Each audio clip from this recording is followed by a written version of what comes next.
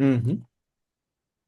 Fala, meus amigos, estou aqui. Uma grande honra falando com o MVP da Embarcadeiro, o Armando Neto, uma das maiores feras em DevOps do Brasil e do mundo, de todas as galáxias. Meu amigo, muito obrigado pela sua generosidade em vir aqui falar de DevOps, da cultura de cultura de excelência, de o quanto o DevOps evita o retrabalho. Vamos falar muito sobre isso, o quanto o DevOps traz ganhos para você que é desenvolvedor ali no teu dia a dia, quanto melhor facilita a tua vida. Então, obrigado pela tua generosidade e disponibilidade. Por favor, se apresente. Valeu, Fernandes. Eu que agradeço o convite. A gente está falando sobre esse tema que é tão importante, né? É um tema já que muitas empresas aí, a maior, empresas grandes, né, já tem na mente, né, na veia, né, essa cultura. E vamos lá desmistificar o que que é esse DevOps, né? Como que a gente consegue atribuir aí no mundo ágil, né? E agradeço novamente aí o convite para a gente estar conversando aí, trocando essa ideia aí juntos. Legal. Cara, a gente vai falar o que é DevOps na sua visão.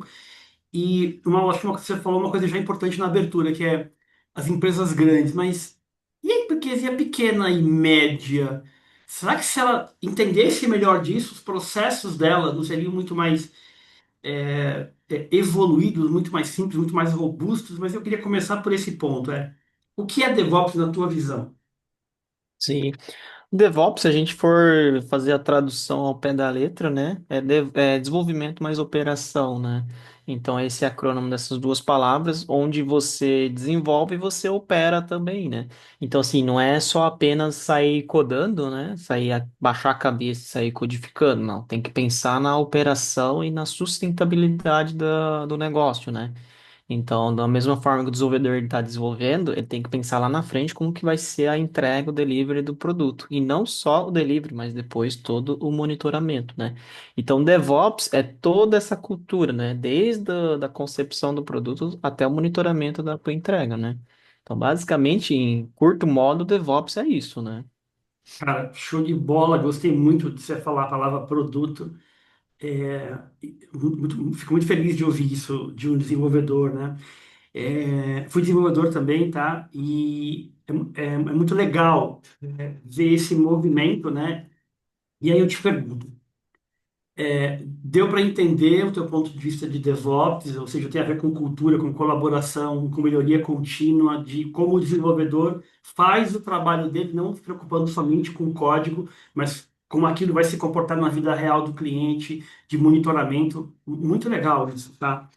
E a gente vai falar aqui que o DevOps vai trazer muitos ganhos para o trabalho do desenvolvedor, para a parte de teste, a parte de operação. A gente vai falar sobre isso. Mas antes eu estou fazendo uma série de vídeos no YouTube falando sobre retrabalho e ineficiências ou desperdícios que acontecem na pequena e média empresa de software. E aí a minha pergunta para você na tua leitura, como que o DevOps ajuda a evitar ineficiência, retrabalho e desperdício ali no ambiente de desenvolvimento e operação? Dá três exemplos para a gente aí da tua visão, por exemplo. Um exemplo que o DevOps ajuda nisso é a rastreabilidade. Então, o DevOps não é só atrelado ao código. Por exemplo, né, às vezes o desenvolvedor ele tem uma entrega onde o PO, né, o dono do produto, ele passa uma demanda para o desenvolvedor que está codando ali. E se você não tem uma forma de atrelar aquela atividade, aquele código, né, digamos assim, aquele commit que a gente chama a atividade, você perde toda a rastreabilidade, porque você não consegue saber de qual feature, né? Aí a gente pode depois entrar no conceito de feature, task e assim por diante. A gente não consegue saber qual que originou o problema. Então, uma delas é a rastreabilidade. Então, o desenvolvedor, que a gente aplica no DevOps, ele consegue comitar e atrelar, dependendo da ferramenta que ele trabalha, ele atrela o número da tarefa dele. Então, com isso, lá na ponta, ele consegue saber, pô, nessa versão eu tenho X número de tarefas. Consegue saber quais foram as features, as entregas que foi feita aquela versão em específico. Com isso, tem a rastreabilidade e consegue saber de forma fácil qual que foi o código que originou o problema, né?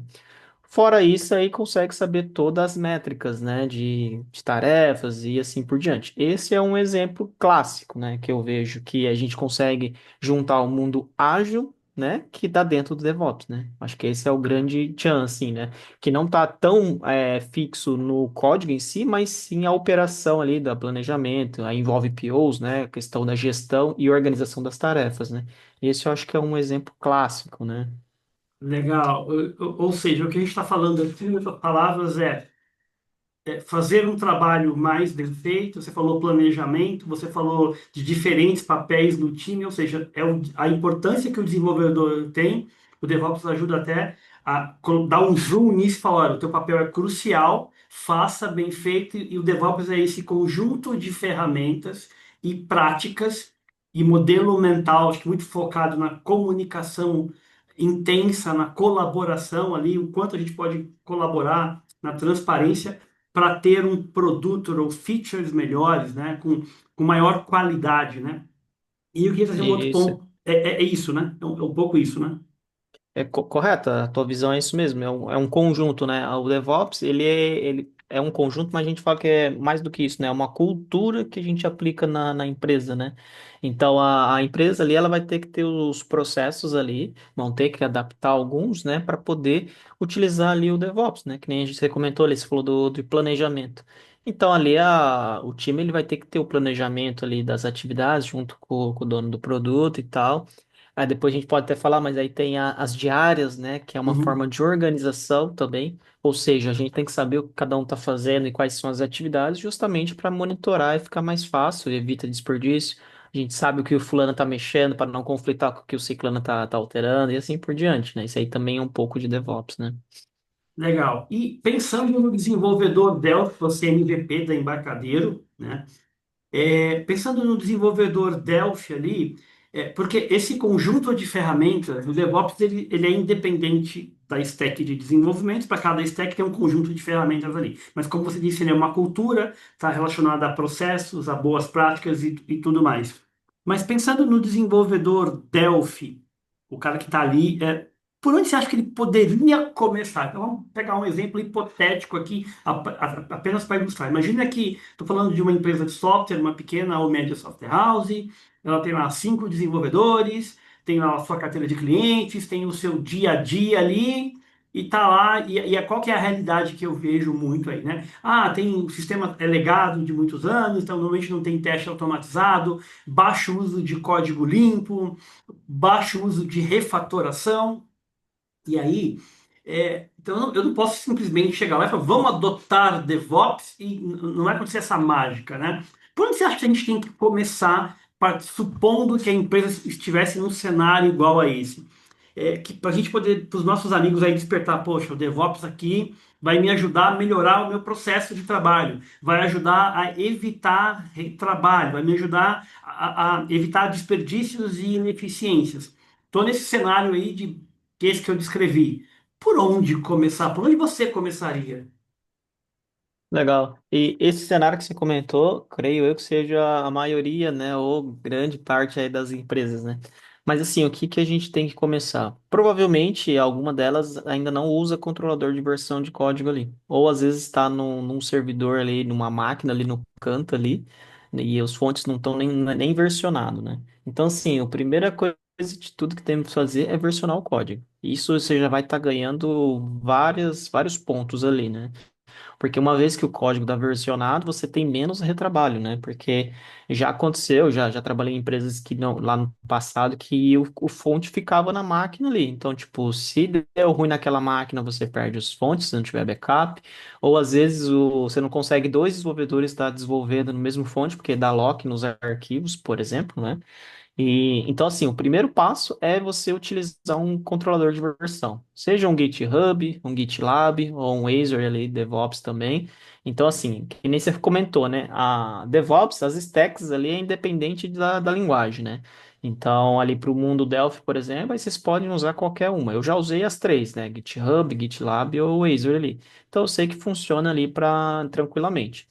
Com isso, então, o desenvolvedor eles consegue trabalhar em branches, né, que a gente chama, que são cópias ali do fonte separadamente. Trabalha local, depois que terminou, faz o commit, e aí sim que a gente começa a aplicar alguns conceitos de DevOps, como rodar pipelines, né, que a gente vai entrar mais para frente aqui no tema aqui, né? Legal. E, não, então, é começar pelo versionamento ali, né? Ou seja, ter uma estrutura de código versionada, isso já vai te dar alguns controles. E agora eu tenho uma pergunta que eu, assim, aí eu queria ouvir o teu ponto de vista mesmo, tá? O quanto, na tua visão, o uso do código limpo contribui para as práticas de DevOps? Se contribui ou não, queria ver o teu ponto de vista sobre isso.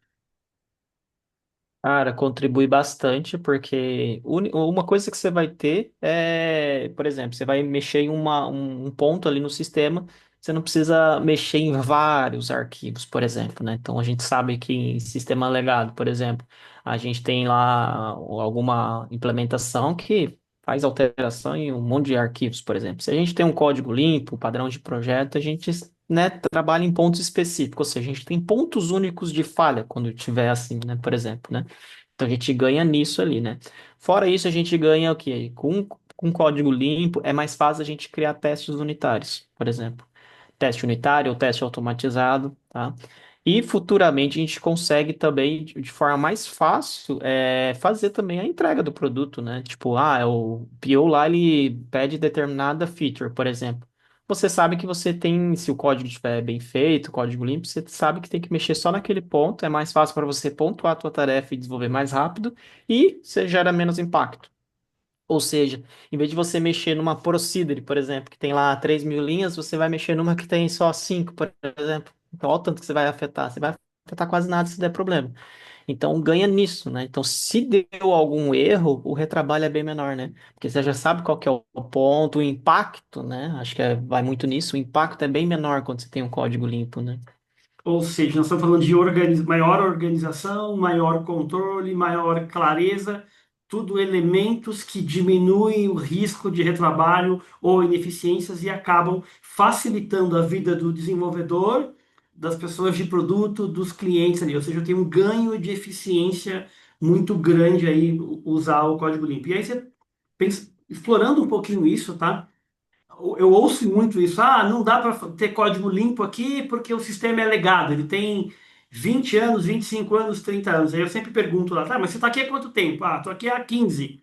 Então você ajudou a construir isso. É papel do desenvolvedor, ao implementar um código novo, ele ter o cuidado de seguir as boas práticas, o padrão daquela empresa e ele deixar claro também o risco. Ah, eu quero que você faça isso num tempo menor.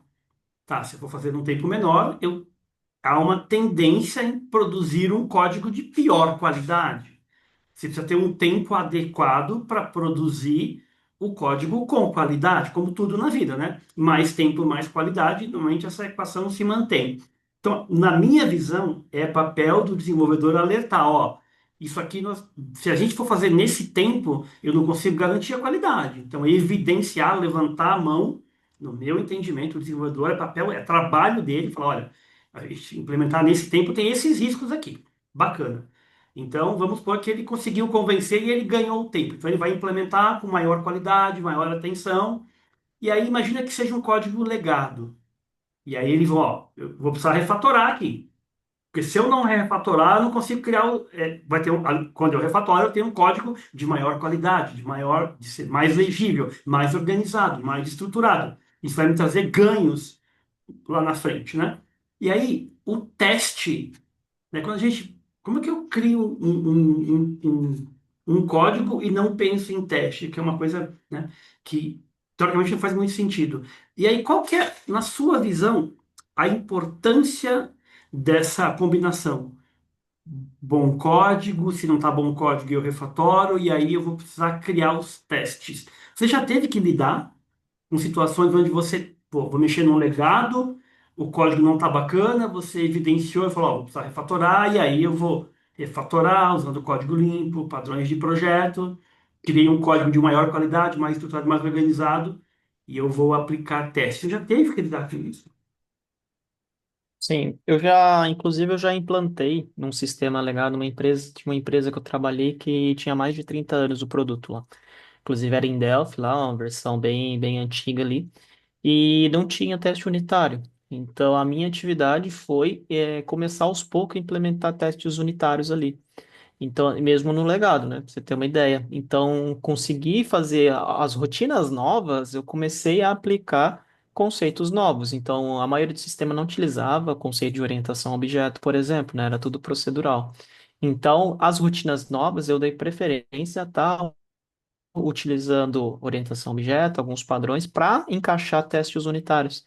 Então, esse é um exemplo. O exemplo que você deu também de refatoração. Então, dependendo ali do. Já aconteceu também de dependendo da rotina, umas realmente não tem como trocar tudo, porque além de ser muito complexo, era o core do sistema. Então, ia levar um tempo maior e também tem um risco maior de estar mexendo ali. Mas módulos que eram pequenos, rotinas que eram menores, a gente conseguia fazer isso tranquilamente, né? A gente, que nem você falou, conversava ali no planejamento, falava assim, ó, eu preciso alterar essa rotina para depois colocar um teste unitário para poder fazer uma entrega de qualidade. E se futuramente alguém mexer, os testes unitários vai barrar se ele alterar alguma coisa errada. E é bem legal porque na época o meu próprio coordenador ele já tinha essa veia DevOps também. Então ele cobrava muito, ele tinha até indicadores mensais de testes unitários que a gente tinha que aumentar por mês. Então isso vale muito a pena. Então, por exemplo, chegava no final do mês ele falava assim, tá, quantos testes unitários vocês aumentaram? E não é só teste unitário T por T, né? Tinha que fazer sentido e garantir qualidade. Então isso era uma prática bem legal. E você comentou, né, sobre tem os benefícios do teste unitário, né? Já aconteceu comigo, não no teste unitário, mas no teste automatizado, a gente tinha teste automatizado de tela, né? Onde já aconteceu várias vezes, de eu estar desenvolvendo, os meus testes manual passaram, só que na hora de eu rodar o meu teste automatizado, ele passava por algum cenário que o cliente, né, ia fazer, determinada regra ali, aí causava erro. Então, ou seja, antes de entregar para o cliente, o meu teste automatizado local acusou um erro, era uma situação que eu não tinha previsto, opa, tem essa situação. Fui lá corrigir antes de liberar para o cliente e gerar um retrabalho. Então, em vez de entregar lá na frente, eu consegui, antes do commit, né, em si, achar, identificar aquele problema, corrigir e fazer a liberação correta. Então, são esses os benefícios, né? E, que nem você comentou, né? O sistema é legado, mas você consegue aos poucos ir implementando. E é o desenvolvedor, que nem você comentou, porque o desenvolvedor é o que conhece o código. O seu gestor, o gestor do desenvolvedor, ele muitas vezes, alguns, né, entendem, porque às vezes já passaram ali por aquele produto, outros não, nem desenvolvedores foram. Então é o papel dele levantar a mão e falar, ó, eu preciso de X tempo porque eu quero alterar essa rotina está dando muito trabalho toda vez que a gente tem que dar manutenção X horas, sendo que se fosse refatorado ia levar bem menos, né? Então o que você falou é bem correto, né? Tipo, o desenvolvedor tem que levantar a mão e colocar ali as cartas na mesa, né?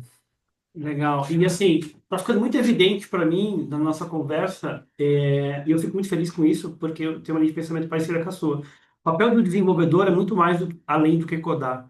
Codar já é uma grande responsabilidade, já é uma responsabilidade enorme. Mas o papel dele é estar alinhado com a linha do produto da empresa, entender o que é, entender o impacto daquele código, daquilo que ele está entregando, tem na operação do cliente que quando tem uma falha, isso é muito ruim para a reputação da empresa, que é o empregador dele, é muito ruim para o cliente, gera problema no suporte, ou seja, no evento do ACBR em 2025, eu palestrei sobre versões que quebram confiança que some. Quando uma versão quebra, o caos que ela causa em termos de aumento de volume de suporte, mas de credibilidade, ou seja, houve uma falha ali, né? E normalmente as pessoas corrigem e vida que segue. Elas não param para analisar aquilo com calma, pô, onde a gente errou, o que que a gente pode melhorar no nosso processo, na nossa qualidade, nas nossas práticas aqui, no uso de novas ferramentas e tudo mais.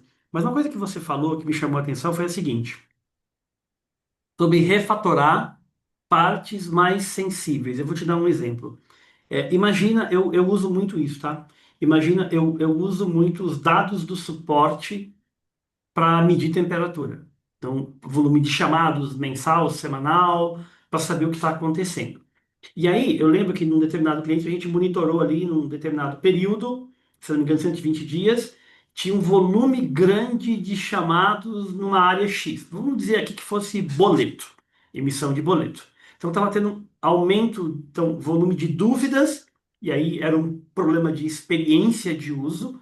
O produto realmente era muito confuso, mensagens confusas e tudo mais. Amontoados de campo, fluxos bem difíceis de entender. Mas tinha também um aumento de erros, falhas ou defeitos, dê o nome que a gente quiser, naquele módulo. Então, o que que a gente sugeriu? O módulo está gerando um grande volume de chamadas, muito eles decorrente, uma parte dúvida e uma grande parte falha, problemas, enfim, retrabalho na veia, né? Então, vamos, desenvolvedores, deem uma avaliada nessa tela. Realmente tem alguns problemas de código aqui, então vamos refatorar isso, entender, a gente já viu que esse módulo gera um grande volume de chamadas, principalmente ligados à qualidade, ali é baixa qualidade.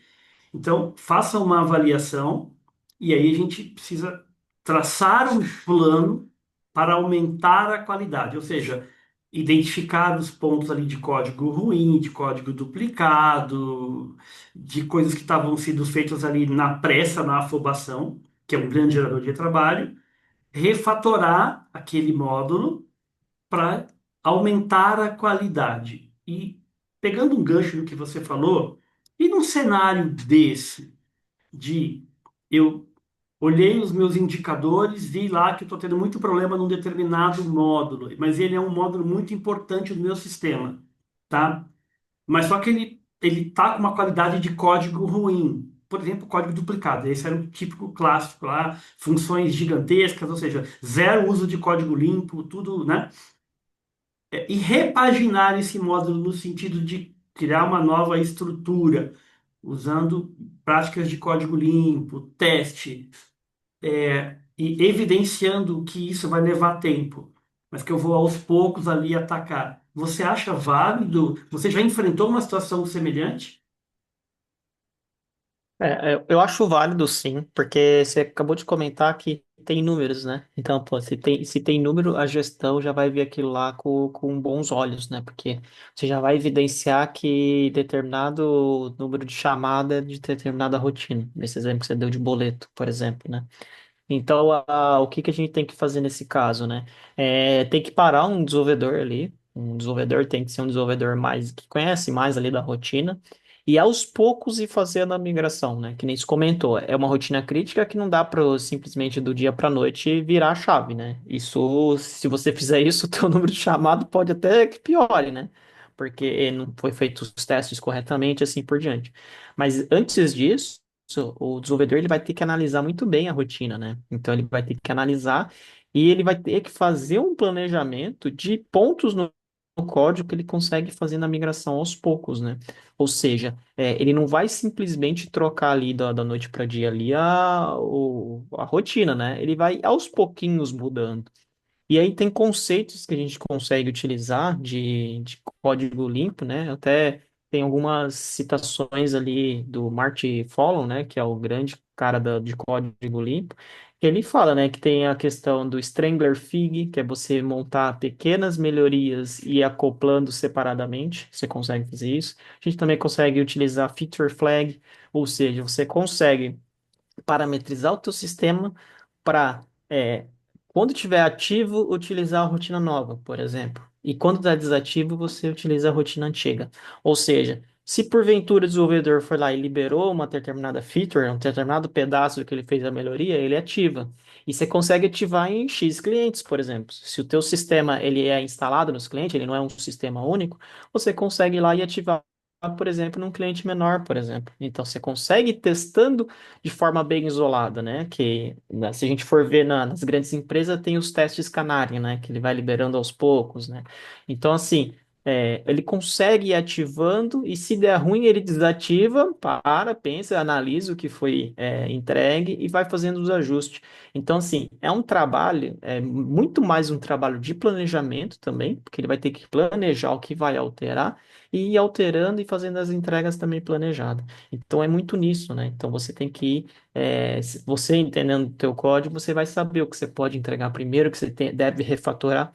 Porque assim, às vezes, se você não tiver um norte, né? Então, tipo, tem até aquela teoria, né? Se você não sabe para onde você vai, qualquer caminho serve. Então, assim, o desenvolvedor, ele tem que planejar o que ele vai alterar. Então, assim, se ele, não, eu vou alterar essa rotina e vou refatorar. Tá, mas você. Não, só vou pegar a procedure, ler linha a linha aqui e refatorar. Não, analisa, vê, opa, isso aqui usa esses objetos com esses campos. Vai separando aos poucos, vai fazendo isso. Não simplesmente pegar uma procedure e sair refatorando, né? Porque aí o cara vai ter um trabalho sem fim e não sabe nem quando vai terminar. Se o gestor perguntar, tá, mas essa tua refatoração vai levar quanto tempo? Ah, não sei, eu tô aqui já, 2 dias que eu tô mexendo. Tá. Pô, mas o cara nem se planejou o que que ele vai refatorar. Então tem muito disso também, né? Se planejar, né? Ou seja, mais uma vez, você falando aí de planejamento, do quanto o desenvolvedor ali tem que se preocupar em planejar, né? E eu vejo muito, tá? Pode ser que eu esteja, pelo menos no cenário que eu não tenho contato, muito uma cultura da afobação, tá?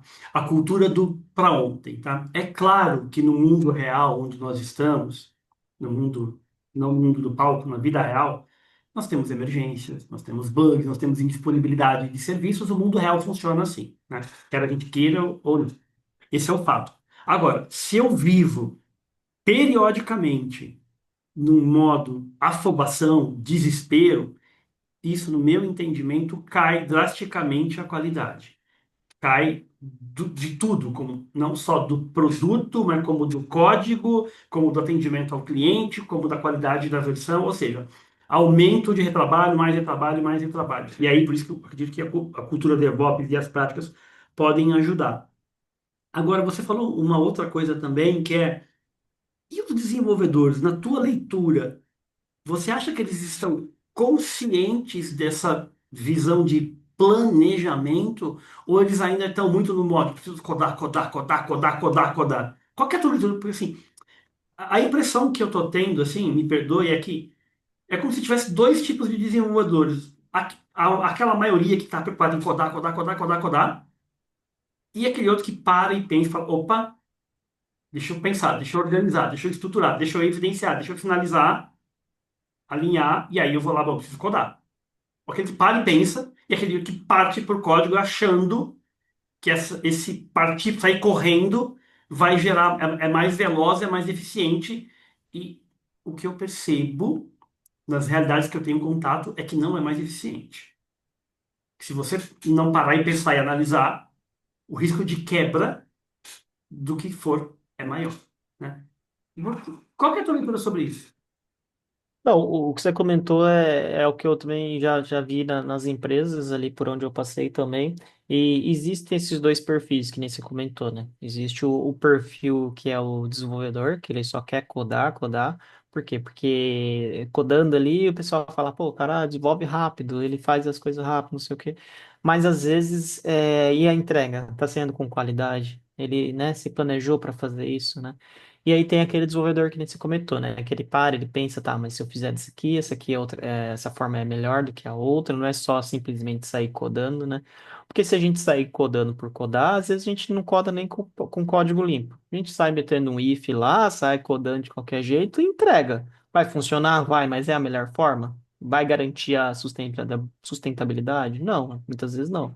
Então, assim, e tem esse perfil, que é o cara que mais analisa, que é um cara que verifica o que, que é bom para melhorar, que futuramente ele é um arquiteto da vida, entendeu? Então, assim, ele não só simplesmente pensa no código, né?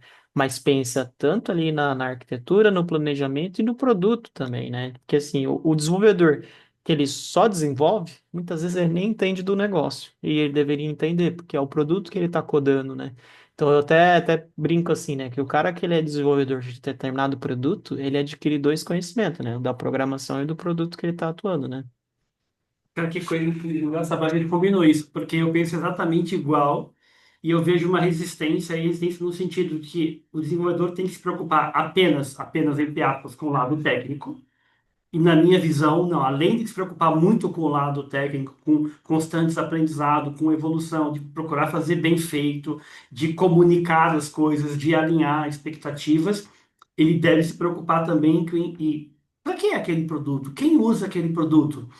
Mesmo que na empresa tenha um papel de produto, quanto mais ele entender da realidade do uso daquele produto, no meu modesto entendimento, mais ele vai conseguir programar melhor, fazer o trabalho dele melhor, porque ele vai entender o uso daquilo e os ganhos que aquele produto proporciona ao cliente, ao usuário, e mais, principalmente também o impacto que ele causa na operação de uma empresa.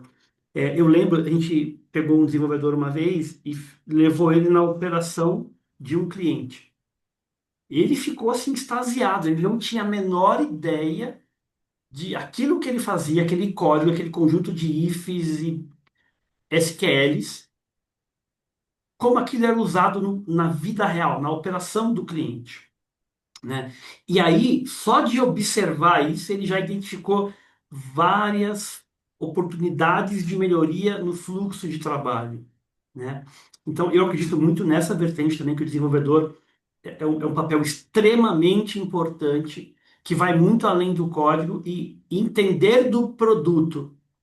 E quanto mais ele entender do produto, sobre essa ótica de negócio, mais ele conhecer o usuário, melhor ele vai fazer o trabalho dele, tá? É uma linha que eu defendo e que eu acredito que faz muito sentido também. Agora, mudando um pouco de assunto, eu não tinha como não fazer essa pergunta para você, mas só se fala de IA, tá? Inclusive, eu fiz um vídeo aqui no canal falando sobre o mau uso da IA. Mau uso em que sentido? Usar a IA para fazer porcaria. Inclusive, tem um artigo da Forbes falando sobre isso. Sobre a IA, que quando você usa de um jeito tosco, você gera um conteúdo ruim. Mas o quanto, na tua visão, a IA, o desenvolvimento está ganhando com a IA? Desde o desenvolvimento, por exemplo, de ferramentas do tipo Lovable, Replit, Tray AI e outras, até o desenvolvimento agêntico, aí, por exemplo, usando o Cursor ou outra ferramenta equivalente. Então, o que que você acha que o desenvolvimento ganha essa pergunta um com o uso da IA, né? Por exemplo, o que que a IA ajuda em teste automatizado? O que que a IA ajuda na depuração? Qual que é a tua experiência sobre isso? E depois, a parte 2 da pergunta é, e o DevOps? O que que o DevOps ganhou com a IA ou não ganhou ainda? Qual que é a tua leitura? Legal. Bom, a IA ela veio para ser um apoiador, né? Uma ferramenta, né? Então, assim, eu tenho muito essa visão que a IA ela não vai vir para substituir, né? Ela vem como uma ferramenta, né? E assim, até algumas empresas têm que tomar um cuidado que, tipo assim, a IA não vai vir para substituir, entendeu? Pelo contrário, vai ter que ter, por exemplo, os desenvolvedores, né, os arquitetos que sejam, eles vão ter que aprender IA para poder operar, né? E aí ele vai utilizar ela como se fosse uma ferramenta ali, né? Então, por exemplo, eu já utilizo ali IA, por exemplo, na hora que a gente está codificando, então tem algumas IAs que te ajudam e sugerem códigos para você. E é claro, ele vai sugerir, você tem que ler e ver se realmente aquilo lá faz sentido, né? Então, assim, uma dica que eu dou não é simplesmente pegar aquilo que a IA cuspiu e sair usando, né? Pelo contrário, tem que analisar, tem que ver se realmente faz sentido. E realmente ela traz muita produtividade. Essa é a palavra, né? Vai trazer produtividade para o desenvolvedor. Então, por exemplo, com a IA você consegue pegar quando o teu método ele está bem feito, né? Com código limpo, por exemplo, você consegue pegar aquele método e falar para ela assim, ó, gere um teste unitário aqui, utilizando, sei lá, JUnit ou JUnit, né, se for Java, por exemplo, JUnit se for Delphi, ele vai lá e consegue montar o teste unitário para ti. Aí você só pega, revisa, executa, e beleza. Ou seja, você não precisou, você não perdeu, né, entre aspas, tempo pensando e criando aquele teste unitário. Ela criou para você, você só vai lá e revisa para você poder fazer ali a tua rotina ali bem feita, né? Então, assim, a IA ela veio como uma ferramenta auxiliar ali para o desenvolvedor, né? E é claro, né? Vem umas outras ferramentas, né? Que nem você comentou, o Lovable, né? E assim por diante, que também vem para ajudar, né?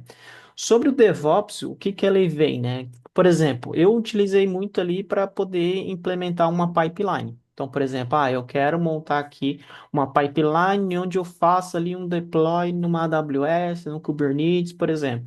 Cara, eu uso muito a IA para poder fazer pesquisa, por exemplo. Então, tipo assim, em vez da gente, né, a gente que é das antigas, ir lá no Google, né, e cair em vários sites diferentes, pegar toda aquela informação e sair testando, não, com a IA a gente consegue, de forma bem simples ali e direta ao ponto, digamos assim, ter a resposta. Por quê? Porque a gente coloca um contexto dentro dela, né? Tipo, você até consegue colocar o teu projeto, né, como raiz ali. Ela analisa para ti e você fala assim, cria uma pipeline para poder fazer determinado deploy, né? E aí ele vai lá e vai sugerir. Ele fala, de acordo com o teu projeto, você faz X, Y, Z aqui, mas antes disso você precisa refatorar isso daqui, porque vai ser mais performático e tal. Então a IA ela vem para também te ajudar nesse ponto, na questão do DevOps, por exemplo, né? Então eu uso muito nisso, né? Para estar me orientando também e, consequentemente, eu estou aprendendo e estudando ali com ela, né? Puta, que massa. E me diz uma coisa, quais ferramentas de IA você está usando hoje que estão te auxiliando no desenvolvimento, que estão trazendo ganhos ali de produtividade, de mais qualidade? Você pode citar algumas ferramentas, por exemplo, Você o Codex, se você está usando o Cursor, pode falar um pouquinho sobre isso? Eu estou utilizando o Antigraft, que é da Google, Do né? Ali Google. dentro ali tem os modelinhos que a gente pode escolher, né? Tem o Gemini, tem o Cloud ali e tudo mais. Então eu utilizo muito, Com Delphi? Com Delphi? com Delphi, no meu projetos particulares eu uso ele, que eu instalo local, e é que nem eu comentei, né? Eu coloco ali como raiz ali o meu projeto e eu vou utilizando ele ali por cima, né? Nas empresas, muitas vezes a gente tem um pouquinho de impasse por conta de compliance, né? Então, isso é uma dica, né? Então, assim, você que é desenvolvedor, conversa com a tua área jurídica para você não ter problemas. Por quê? Porque se você utilizar qualquer ferramenta de IA que seja free, assim por diante, eles até falam que se for free, você vai estar expondo os seus dados, os dados confidenciais da tua empresa. Então, assim, é muito importante você conversar com a área jurídica e ver, tá, eu posso usar determinada ferramenta de IA. Tá, aqui a empresa já está intitulada você utilizar essa daqui, né? Porque a gente tem a licença, né? Você aqui pode usar e beleza. Então, por exemplo, nas empresas eu já utilizei bastante o Copilot, né? Então, o Copilot para ajudar ali no código e tudo mais. Então, eu utilizei muito o Copilot, tinha outros desenvolvedores que utilizou por um tempo aquele Code Whisper da AWS. Esse eu não cheguei a mexer, eu estava na parte ali do Copilot, né? Então, basicamente era isso, né? Ou é o Anti-Gravity ou o Copilot que eu utilizo, né? E também, né, na web ali, normalmente às vezes eu uso o chat também, né? O chat GPT e tudo mais. Mas para código ali, o Copilot, a gente consegue colocar ali a integração com a IDE e sair codificando também, né? Então a gente tem uns plugins que a gente vincula junto com o VS Code, por exemplo, que aí ele faz sugestão de código e assim por diante, né?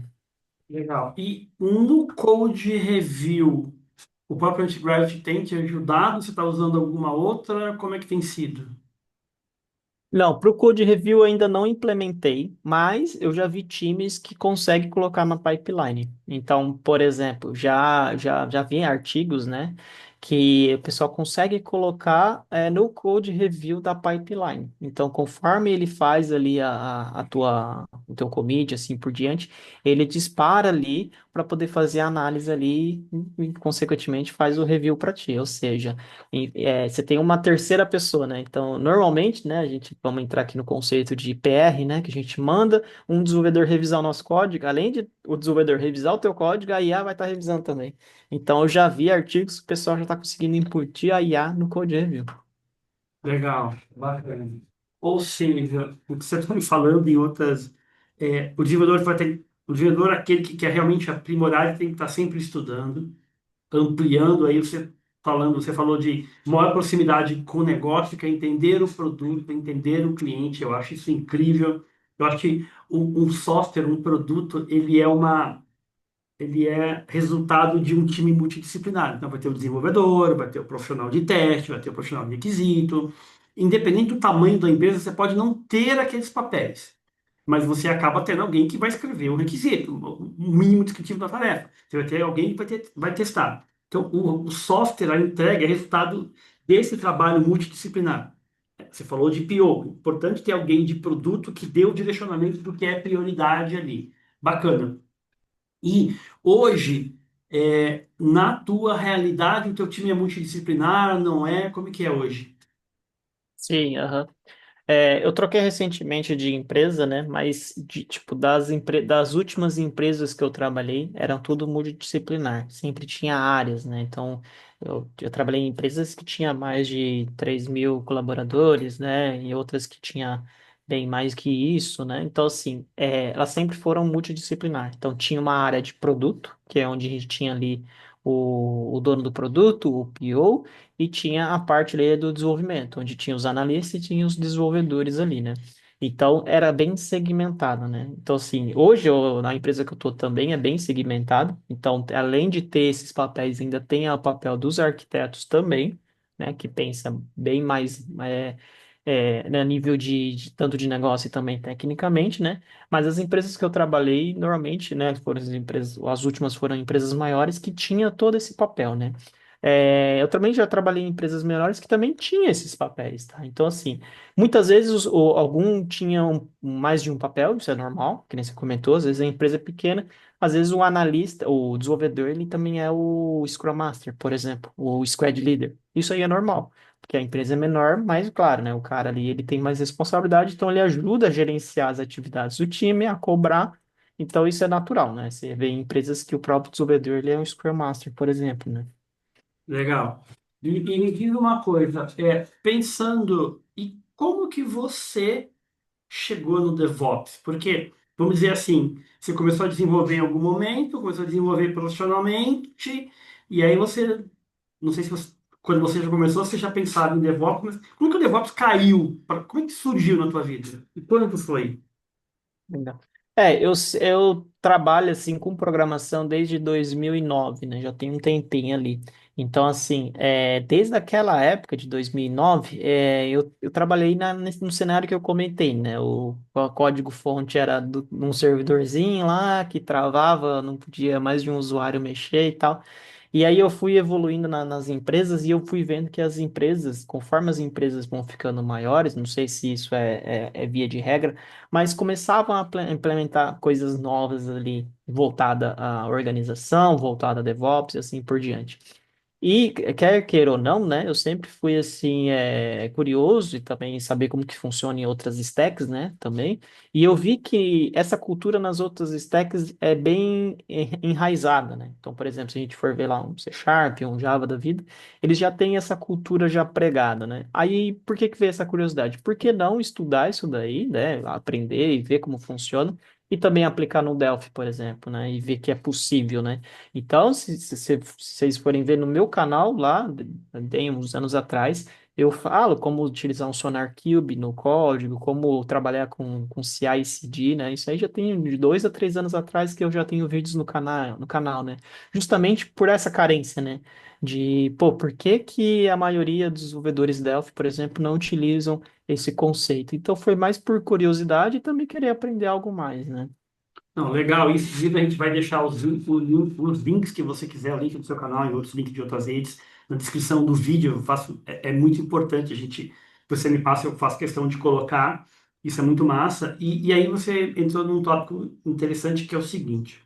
Pensando no desenvolvedor Delphi, que está ali numa pequena empresa, seja uma pequena software house, pequena ou média, ou startup, e é, ele não, eu brinco muito com isso, né? Ele não precisa ser o Armando, ele não precisa ser um MVP do embarcadeiro no sentido de buscar conhecimento. Então, o seu próprio canal já é uma fonte, ou seja, eu acho que o crucial aí é o desenvolvedor ter a vontade de aprender, ter a vontade de descobrir novas coisas, novas formas, que para mim eu chamo a cultura da melhoria contínua. É você estar aprendendo coisas novas, né? E vou te dar um exemplo pessoal que aconteceu comigo relacionado a você. O simples fato de eu ter visto um e-mail que você ia participar do Papo Pro da CBR no DevOps, e nesse momento eu estava escrevendo um livro, estou escrevendo um livro sobre retrabalho, eu tive uma ideia. Então, o simples fato de eu ver um e-mail anunciando a tua participação, eu falei, caramba, eu não tinha pensado em falar sobre retrabalho conectando o DevOps. Por que não? E aí eu, graças ao Adriano Santos, MVB da Embarcadeiro também, consegui o teu contato e propus a ideia que você topou e a gente está aqui. Mas eu acho que a disposição, seja qualquer profissional, de cada profissional ter em aprender, em buscar, ou seja, lutar contra a estagnação, está buscando aprender com todos, eu acho que isso ajuda muito. Não só a evitar o retrabalho, mas a ampliar o horizonte, a novas possibilidades, né? O que que impede um desenvolvedor que vai assistir a gente agora de ir lá no teu canal e olhar o que você está ensinando? Ver se é aplicável à realidade dele, ou quanto é aplicável, ou quanto aquilo abre de horizonte. Então, eu acho que essa cultura DevOps, acho que eu até comentei contigo, tem um livro da Emily Freeman, acho que é da Microsoft, sobre DevOps para leigos, eu acho que é isso. E ela fala muito que DevOps é uma cultura, é mais sobre essa disposição, sobre enraizar isso nas empresas, sobre colaboração, mais comunicação, pensar no cliente, estar sempre aprendendo, né? Executar o seu trabalho bem feito, porque não é só sobre evitar o retrabalho ou ineficiências, é sobre fazer um trabalho bem feito. É sobre usar as ferramentas de uma maneira boa. Gostei muito disso que você falou. Pô, não sai usando de qualquer jeito. Olha na tua empresa o que é permitido e o que não é. Sai simplesmente instalando. Você pode gerar um plano para a tua empresa, para o teu cliente, para o teu time. Então, o trabalho de um desenvolvedor é de grande responsabilidade. Então, eu acho que assim, falta para alguns desenvolvedores, no meu entendimento, entender a grandeza do papel dele. Entendeu? E aí eu gosto de brincar, e para isso ele não precisa ser o Armando MVP da Embarcadeira, porque nem todos nós seremos. Mas a gente pode se inspirar em caras como você, como Adriano Santos, como Kevin Melhor, como Landerson, que são referências do mercado. Pô, o que que eu posso aprender com esses caras? Que é aplicável aqui para minha realidade. Ah, isso aqui não serve para mim. É muito cômodo falar que não serve para mim, mas você já foi. Quantos vídeos você assistiu do Armando? Do canal dele? Quantos? 10, né? E 20? Você discutiu isso com o seu time? Discutiu com o seu gestor? Falou, cara, olha isso que o Armando tá falando aqui, cara. Isso aqui não resolve aquele nosso problema. Ah, não, isso aqui não serve para cá. Tudo não serve para cá. Mas ou é preguiça, ou é vontade de continuar fazendo as coisas do mesmo jeito. Entendeu? E eu tô falando, eu falo muito isso, viu, Armando? Eu tenho muito respeito pelos MVPs, tá? Muito. É, porque eu sou amigo de alguns deles. Um cara que eu admiro muito é o Kelvin Menotti, um cara que, para mim, é um monstro do saber.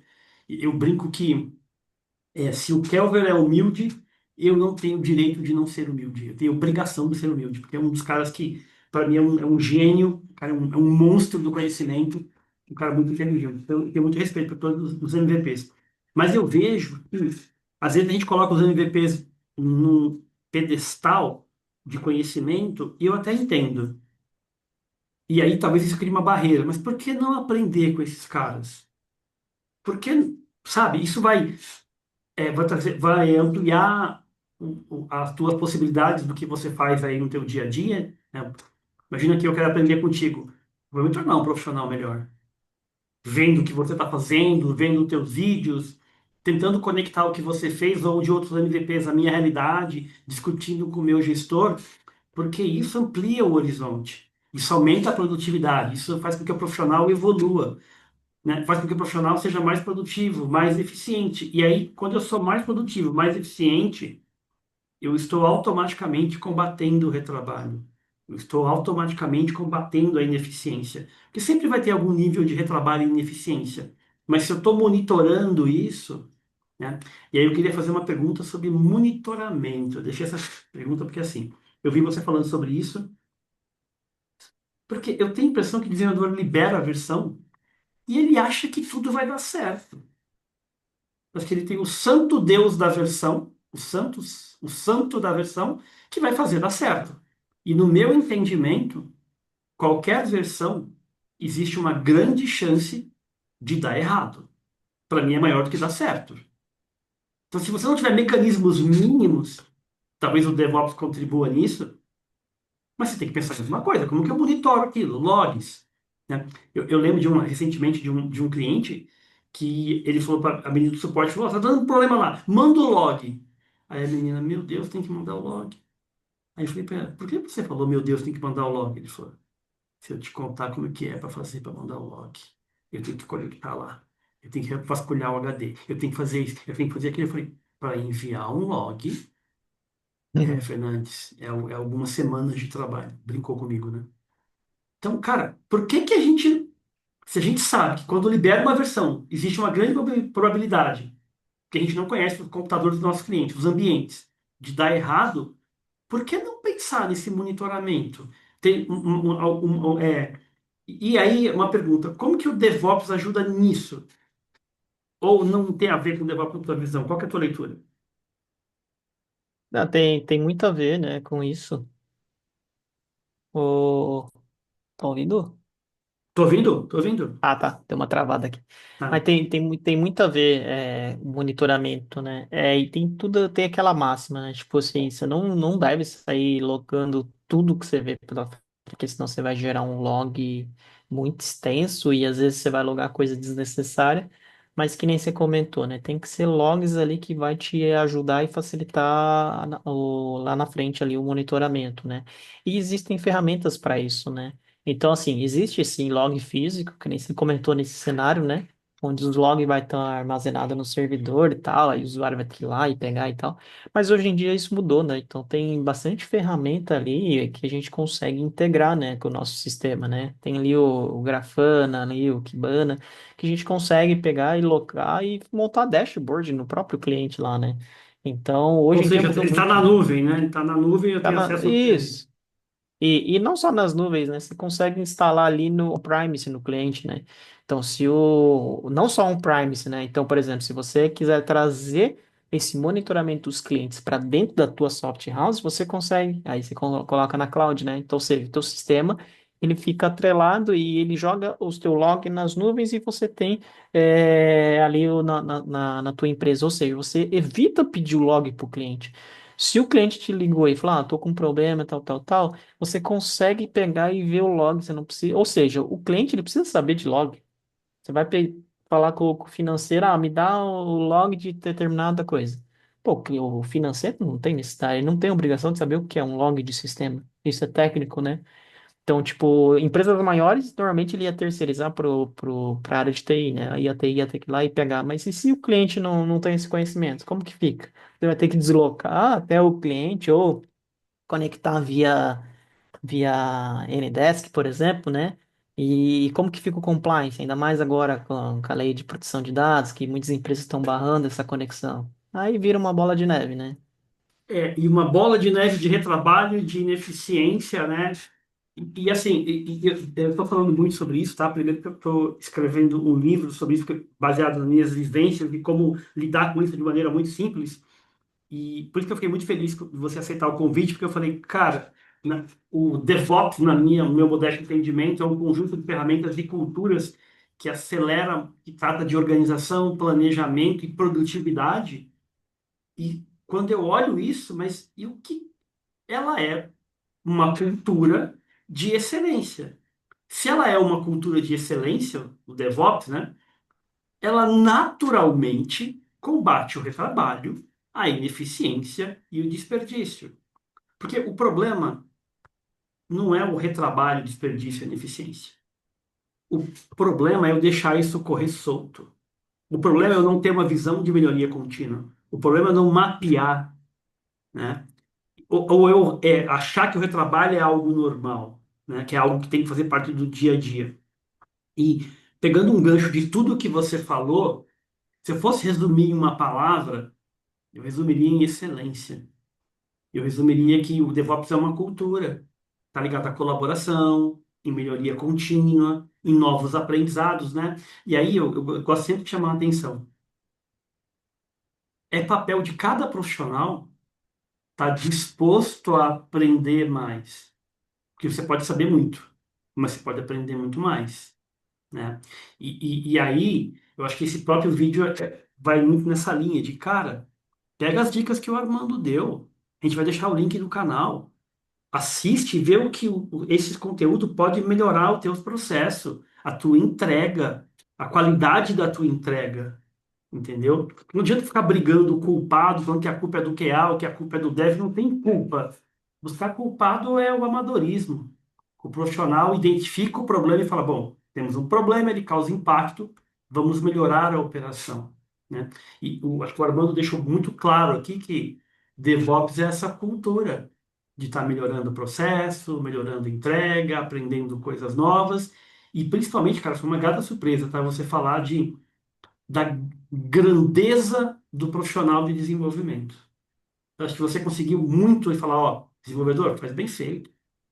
Aprende, busca, pesquisa, analisa, sinaliza o que você trouxe ali. E é muito bom isso vir de um MVP. Porque o MVP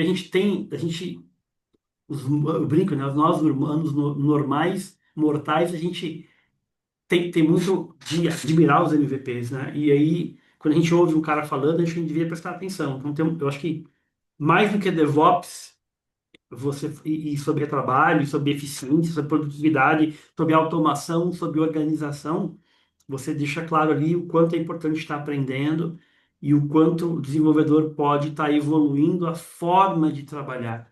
E só existe uma forma de fazer isso, é estar disposto a aprender, a não continuar fazendo controle de código-fonte lá com ferramentas medievais. Tem um monte de ferramenta por aí, né? Por que que você não pode estar melhorando a tua operação, né? Então, DevOps é sobre ferramenta? É, mas é sobre disposição de aprender, né? Então, acho que é muito massa. E aí eu queria partir aqui para nossa última pergunta e pedir para você uma coisa. Para aquela pessoa que pô, tá ali programando, desenvolvedor Delphi, e, cara, ela gostou do tema DevOps, ela viu que o DevOps vai acelerar muito, vai trazer maior organização para o trabalho dela, um melhor controle de versão, você vai produzir um código-fonte, você vai ter mais preocupação com a qualidade do código-fonte, por exemplo, adotando código limpo, entendendo a importância da refatoração, a importância de sinalizar, a importância de teste unitário, a importância de teste automatizado que você falou. E para esse cara que não faz nada disso, mas entendeu o recado que você deu, muito feliz, muito bem pensado, e esse cara quer começar. O teu canal, o ponto de partida, a gente vai deixar o link aqui, mas que outras dicas você daria para esse cara começar a praticar isso no dia a dia para melhorar os processos dele, reduzir retrabalho, reduzir ineficiência e ter consciência do papel que é ser um desenvolvedor? E aí eu vou brincar de novo. Será que precisa ser um Armando Neto? Não precisa. Mas a gente pode aprender, entende? Estou dizendo? Sim, sim. É, o que nem você comentou, né? Nós MVPs, a gente tem conteúdo, né? A gente posta ali. Eu mesmo, pô, direto, eu tô aprendendo com os outros MVPs e não só isso, né? A gente, muitas vezes, nós MVPs também não somos os donos da verdade, né? A gente também somos profissionais, também temos que ir em busca de conhecimento. Então, a dica que eu dou é isso: buscar conhecimento, seja através da gente, MVPs, ou de outros profissionais também. Eu também consumo bastante material de outros canais também. E é muito legal, a dica que eu dou também, o cara quer começar a implementar a cultura DevOps, procura ali nos canais, eu, por exemplo, tenho alguns vídeos, mas se eu não tiver, vai em outros canais que também são referências, outras linguagens também, não se limite, né? Então, por exemplo, eu vejo que o pessoal ali de Java, de C Sharp, de, sei lá, de Flutter, Python, né, que seja, eles fazem determinada coisa aqui com DevOps aqui, né, determinado monitoramento. Tá, por que que eu não. Vamos ver se eu consigo aplicar isso no Delphi, por exemplo. Ver se você não acha canais ali que já falam sobre isso, né? Então vocês vão ver que tudo é possível, né? É só ferramental, né?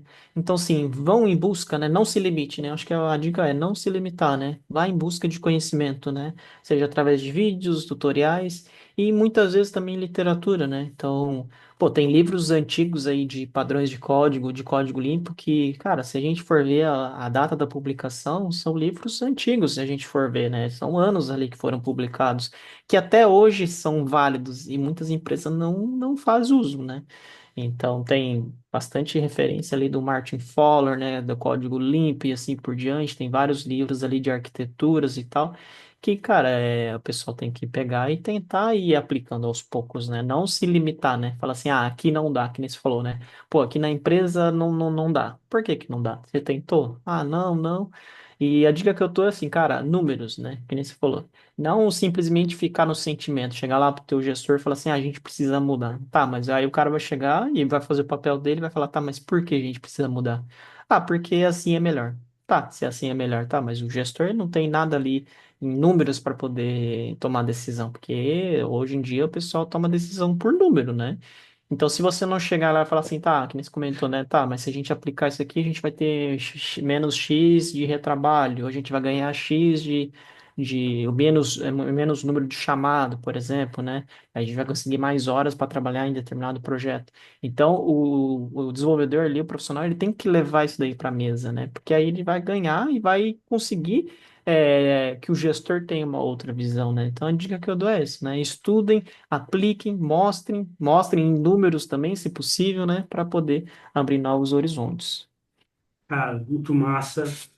Então, acho que com essa dica final do querido Armando, MVP da Embarcadeiro, cara, obrigado pelos ensinamentos sobre DevOps, sobre cultura, sobre melhoria contínua, sobre como acelerar a produtividade, sobre qualidade, sobre o papel do desenvolvedor e como combater o retrabalho e a ineficiência através de ferramentas, de novos aprendizados. Então, cara, gostei muito, obrigado pela tua disponibilidade, foi muito massa, muito massa.